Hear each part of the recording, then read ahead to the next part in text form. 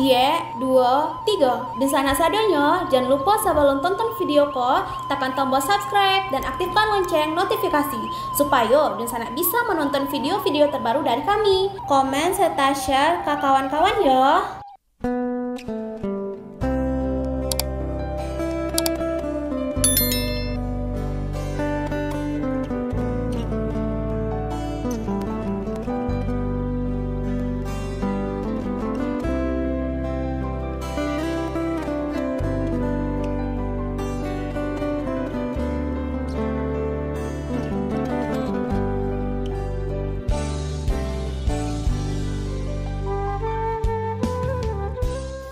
Halo Dunsana, kabar rantau kali ini kita akan membahas tentang Kota Bukit Tinggi Sumbar pernah menjadi ibu kota Indonesia pada masa pemerintahan darurat Republik Indonesia. Yuk ditonton videonya sampai selesai dan sebelum itu jangan lupa untuk subscribe, like, komen, dan aktifkan notifikasi agar Dunsanak tidak ketinggalan dengan video-video terbaru kami.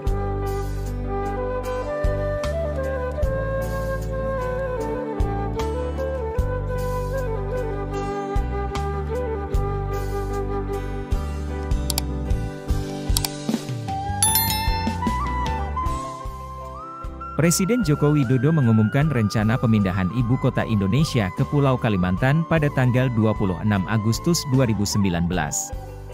Ibu kota baru tersebut dinamakan Nusantara. Tanggal 18 Januari 2022 merupakan hari bersejarah bagi bangsa Indonesia dengan disahkannya RUU tentang Ibu Kota Negara (IKN) menjadi UU oleh DPR RI dan pemerintah. Dengan demikian, Indonesia akan mempunyai IKN yang baru menggantikan Jakarta dan ditargetkan mulai dapat digunakan pada tahun 2024. Nusantara mengambil sebagian wilayah dari 2 kabupaten di Provinsi Kalimantan Timur, yakni Kabupaten Kutai Kartanegara dan Kabupaten Penajam Pasir Utara. Ibu Kota Nusantara, IKN, menggantikan Daerah Khusus Ibu Kota, DKI, Jakarta dan digunakan pertama kali untuk upacara pada 17 Agustus 2024, bertepatan dengan peringatan Hari Ulang Tahun ke-79 Kemerdekaan Republik Indonesia. Dalam sejarah Indonesia, perpindahan Ibu Kota Negara ini bukanlah kali pertama. Sejak proklamasi 17 Agustus 1945, Indonesia beberapa kali memindahkan ibu kota negara dengan berbagai alasan dan pertimbangan. Berikut kota-kota yang pernah ibu kota negara Republik Indonesia. 1. Yogyakarta. Sejarah mencatat, ibu kota RI pernah dipindahkan ke Yogyakarta pada 1946. Pada awal kemerdekaan Indonesia, Jakarta dipilih menjadi ibu kota negara sejak 17 Agustus 1945. Pada 29 September 1945, tentara Belanda alias Nica bahkan sudah memasuki Jakarta. Di sisi lain, masih ada sisa-sisa tentara Jepang yang belum ditarik. Soekarno, Muhammad Hatta, dan sejumlah petinggi pemerintahan RI lainnya mencoba bertahan sebisa mungkin di ibu kota. Situasi yang terjadi di Jakarta sudah semakin tak kondusif. Menyaksikan hal tersebut, Soekarno segera menggelar rapat terbatas pada 1 Januari 1946 di kediamannya, Jalan Pegangsaan Timur nomor 56 Jakarta.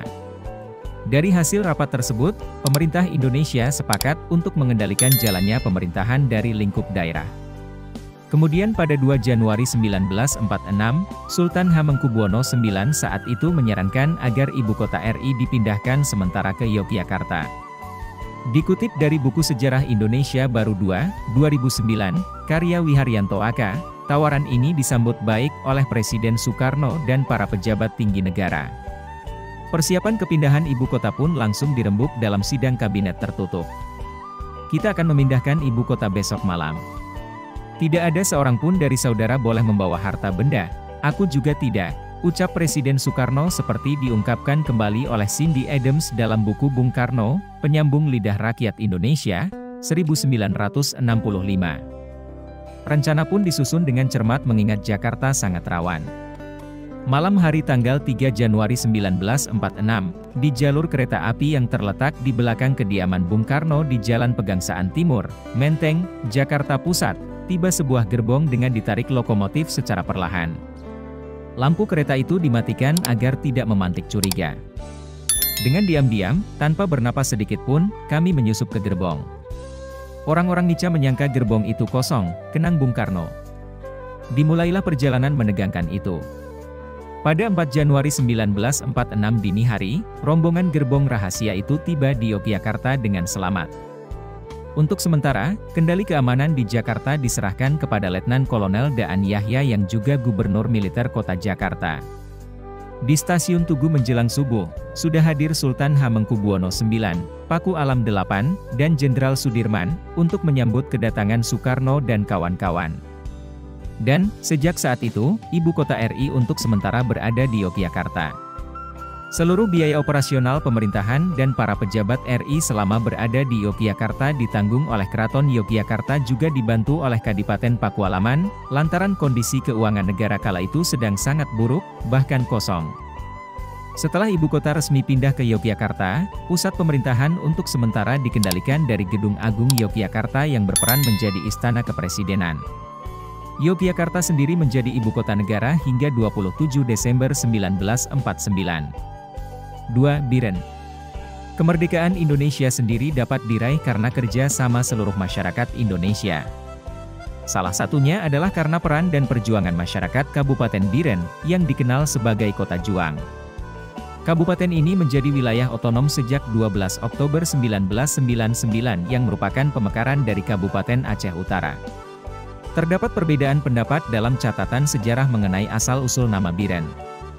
Salah satu catatan sejarah yang paling banyak disebut mengenai asal-usul nama Biren ini, berasal dari kata birun yang artinya kebajikan atau perbuatan baik.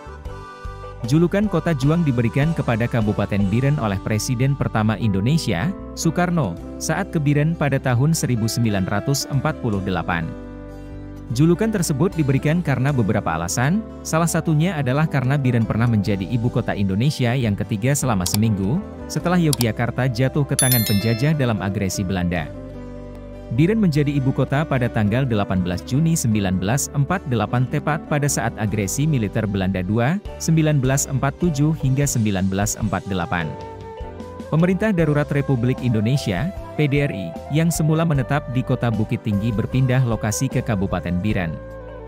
Biren juga merupakan tempat markas Komando Divisi V, Tentara Republik Indonesia, TRI, Komandemen Sumatera. Pada saat itu markas Divisi X juga ditempatkan di Biren, yang merupakan markas gabungan antara dua divisi, yakni Divisi Gajah I dan Divisi Gajah II, dan Kolonel Hussein Joe Soef sebagai Panglima Divisi, Komandan. Alasan lain mengapa Biren mendapat julukan Kota Juang karena daerah Aceh, Biren khususnya, diketahui adalah daerah yang sulit dikuasai penjajah. Portugis masuk ke Malaka pada tahun 1511 Masehi. Kemudian disusul kedatangan Belanda secara de facto. Meskipun begitu, Belanda baru bisa menguasai Aceh pada tahun 1904, yaitu ketika Belanda dapat menduduki benteng Kutaglee di Bate Iliak, di bagian barat Kabupaten Biren. Benteng pertahanan di Bate Iliak merupakan daerah terakhir yang diserang Belanda. Peran serta pengorbanan masyarakat Aceh, khususnya di Biren, untuk mempertahankan kemerdekaan Indonesia dinilai sangat besar. Berdasarkan beberapa penelitian yang telah dilakukan, diketahui bahwa berita proklamasi kemerdekaan pertama kali diketahui di Biren. Karena Biren mengetahui berita proklamasi kemerdekaan di Aceh pada tanggal 19 Agustus 1945. Setelah berita proklamasi tersebut tersebar, kemudian dilakukan pelucutan senjata Jepang oleh warga. Pada saat Belanda melakukan provokasi penyiaran berita di awal Januari 1949 melalui Radio Medan yang mengatakan bahwa negara Indonesia seluruhnya telah dikuasai Belanda. Maka hal tersebut langsung dibantah oleh Radio Rimba Raya yang berada di Biren. Dan berkat radio tersebut PBB mengetahui bahwa Indonesia telah merdeka. 3. Bukit Tinggi. Sebelum menjadi ibu kota pemerintahan darurat RI, Bukit Tinggi diputuskan menjadi ibu kota Provinsi Sumatera oleh Wakil Presiden Muhammad Hatta pada 9 Agustus 1947. Berdasarkan arsip harian Kompas edisi 15 November 1987, seluruh instansi pemerintahan yang berkedudukan di Medan dan Pematang Siantar diungsikan ke Bukit Tinggi bersama seluruh perangkatnya. Instansi tersebut antara lain Jawatan Kepolisian Negara, Pencetakan Uang Republik Indonesia Provinsi Sumatera, URIPS, Markas TNI Divisi 9, Banteng, Sumatera Tengah, serta seluruh markas besar seluruh Laskar Rakyat dipusatkan di kota ini. Tak hanya itu, sekolah kadet TNI juga didirikan di Bukit Tinggi. Di tempat inilah polisi wanita atau Polwan dibentuk. Beberapa anggota pertamanya merupakan jebolan sekolah inspektur polisi. PDRI dibentuk atas perintah Presiden Soekarno Wakil Presiden Muhammad Hatta pada 19 Desember 1948. Ini diakibatkan agresi militer II oleh Belanda yang merebut ibu kota RI di Yogyakarta. Peristiwa ini membuat para pemimpin negara waktu itu diasingkan oleh Belanda. Jelang ditangkap, Harian Kompas, 22 Desember 1999 menyebutkan, Soekarno dan Hatta saat itu sempat mengadakan sidang kabinet darurat. Hasilnya, tampuk pemerintahan untuk sementara diserahkan ke Syafruddin Prawira Negara yang saat itu menjabat sebagai Menteri Kemakmuran RI untuk membentuk pemerintah darurat. Radiogram tersebut juga ditujukan kepada Dr. Sudarsono, LN Palar, dan A. Maramis di India, yang berbunyi, kami, Presiden Republik Indonesia, memberitakan bahwa, pada hari Minggu tanggal 19 Desember 1948, jam 6 pagi Belanda telah mulai serangannya atas ibu kota Yogyakarta. Jika dalam keadaan pemerintah tidak dapat menjalankan kewajibannya lagi, kami menguasakan kepada Mr. Syafruddin Prawira Negara, Menteri Kemakmuran Republik Indonesia, untuk membentuk pemerintahan darurat di Sumatera Tengah. Namun, surat tersebut tidak terkirim ke Syafruddin. Meski begitu, Syafruddin yang saat itu berada di Bukit Tinggi bersama dengan Teku Muhammad Hasan, Gubernur Sumatera, dan Panglima Tinggi Teritorial Sumatera Kolonel Hidayat, serta beberapa tokoh lainnya mendirikan PDRI. Adapun kabinetnya terbentuk pada tanggal 22 Desember 1948 di Halaban, sebuah nagari di lereng Gunung Sago. Kabinet PDRI terbentuk secara lengkap sipil maupun militer, termasuk pembentukan Komisariat PDRI di Jawa dengan Ketua I.J. Kasimo. Syafruddin saat itu disebut menjabat sebagai ketua namun kedudukannya sama dengan presiden. Kabinet pimpinan Syafruddin ini terdiri dari 8 menteri antara lain Jenderal Sudirman sebagai Panglima Angkatan Perang PDRI dan A. Maramis yang menjabat Menteri Luar Negeri PDRI yang berkedudukan di New Delhi, India. Pemerintah darurat ini berlangsung selama 7 bulan, tepatnya pada 22 Desember 1948 sampai 13 Juli 1949. Tidak seperti pemerintahan pada umumnya, PDRI tidak menetap di salah satu tempat. Sejak saat itu, Syafruddin dan rombongannya menjalankan pemerintahan dengan bergerak dari daerah ke daerah lain di pedalaman Sumatera Barat, guna menghindari kejaran Belanda. Para pemimpin PDRI menyebar ke 3 jurusan. Syafruddin bersama dengan Teku Muhammad Hasan memimpin rombongan bergerak melalui Bangkinang ke Kampar. Kedua rombongan Sultan Muhammad Rasjid selaku Menteri Keamanan merangkap Menteri Sosial, Pembangunan, dan Perburuhan, dan Residen Sumatera Barat berangkat ke Koto Tinggi, Kabupaten 50 Koto. Adapun rombongan ketiga yang dipimpin oleh Kolonel Hidayat, Panglima Teritorial Sumatera dalam Kabinet PDRI, berjalan kaki menempuh 1.500 km melalui Tapanuli ke Banda Aceh. Rombongan Syafruddin kemudian menuju ke Bidar Alam, di Kabupaten Solok Selatan. Tempat ini kemudian digunakan sebagai basis perjuangan PDRI. Pada 17 Januari 1949 stasiun radio PDRI berhasil melakukan kontak dengan New Delhi, India. Syafruddin dari Bidar Alam sempat mengirimkan ucapan selamat kepada Perdana Menteri Jawaharlal Nehru dan peserta konferensi New Delhi. Dari Bidar Alam, Syafruddin beserta rombongan bergerak secara bertahap ke Sumpur Kudus. Desa-desa yang pernah menjadi pusat pemerintahan PDRI adalah Bidar Alam, Solok Selatan, Koto Tinggi, 50 Kota, dan Sumpur Kudus, sekarang dalam Kabupaten Sijunjung. Pemerintahan darurat itu berakhir 13 Juli 1949, yang ditandai dengan sidang pertama Kabinet Hatta setelah agresi kedua militer Belanda. Hasil sidang membuat mandat PDRI oleh Syafruddin dikembalikan kepada Soekarno-Hatta.